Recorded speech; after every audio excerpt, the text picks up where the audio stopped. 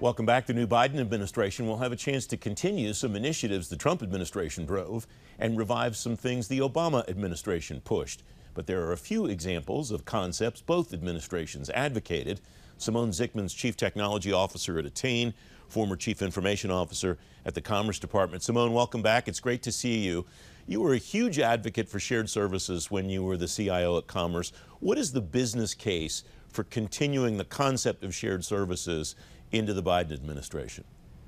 Well, I think the business case remains the same as it always had been. There's a lot of repetitive and redundant and overlapping investment in providing the same or equivalent types of services across multiple organizations that could, in principle, be consolidated to provide cost savings that either could be reinvested in other areas or to increase the critical mass of services to provide higher quality services, better customer experience, and so on. So I think the business case is largely the same as it always had been.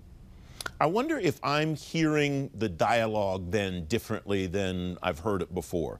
The term shared services is not used as much. Are we seeing it, maybe that concept become overcome by events like the Centers of Excellence at the General Services Administration working with a number of agencies, and then the quality service management organizations, the QSMOs, that a number of agencies are undertaking? I think both of those points are quite valid. I think the conversation has changed in part because of the current administration's priorities and what they have elevated to the forefront of what they wanted agencies to be focusing on. At the same time, if you look at the QSMOs and the Centers of Excellence, they are pockets of excellence rather than something that is necessarily going on at every single agency, whereas services and therefore the need for shared services is more widespread, particularly given that many of the agencies are large federated agencies with multiple IT organizations. So I would agree that the conversation has changed. That's not to say that the needs have necessarily changed from what they were before. So let's scale that then based on your experience at Commerce. You had, I believe, 12 bureaus inside the Commerce Department. And you had, I imagine, pockets of excellence in some of those departments. How'd you propagate that throughout the entire agencies to the bureaus that didn't have the same levels of excellence in one facet or another?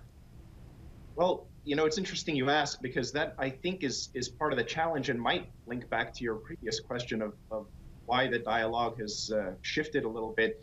Implementing shared services effectively is very hard, particularly when you do have multiple IT organizations, multiple CIOs, different budgets, different lines of authority.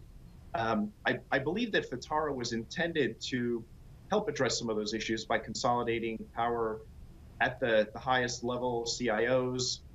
But if you look at what they're measuring today on Fatah's scorecards, they're not measuring success with shared services. They're rather measuring, for example, whether the CIO is reporting to the agency head or deputy head, which certainly is important, but that alone doesn't necessarily empower the CIO to make changes.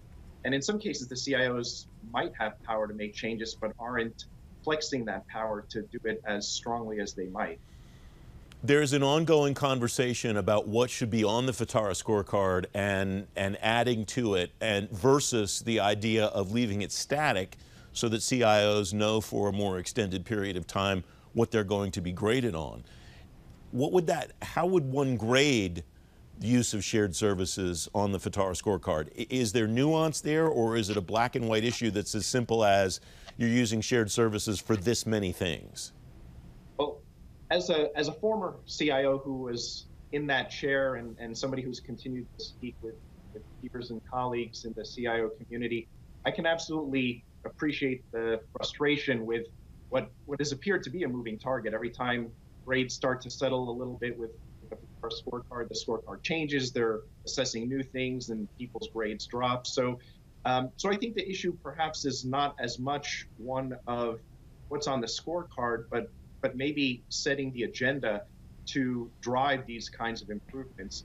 If you look, for example, at USDA, they really have made some wholesale changes in how they were organized to support IT. They changed titles, they changed roles, they consolidated organizations, and there's been a lot of change at USDA as a result of those things.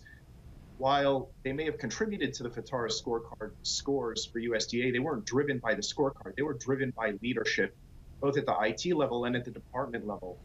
So I think perhaps part of what we need for the future to drive these types of agendas are people at the secretary, deputy secretary level, or the agency head level and the CIO level who are really willing to grab the reins and make some perhaps difficult but important decisions around how IT is managed within the agencies. About 30 seconds left, Simone. It comes down to what it always comes down to, doesn't it? It's leadership and culture.